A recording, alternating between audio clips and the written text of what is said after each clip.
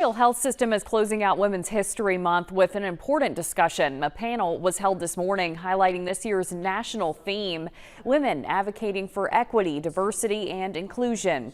Memorial's Director of Patient Financial Services, Healthcare Accreditation Coordinator, Chief Nursing Officer, and Family Nurse Practitioner were featured in the lineup of speakers.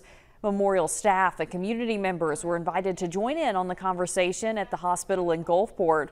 We spoke with the Memorial Communications Manager, who says the most important takeaway from the panel centers around the topic of diversity. I think overall, we know that we come into opportunities and experiences with implicit bias and what we think we know about someone. And in reality, if we just spend some time listening and fully understanding what someone's going through and what barriers exist, we can all do a better job, again, of making our community healthier and also establishing better relationships with people in general.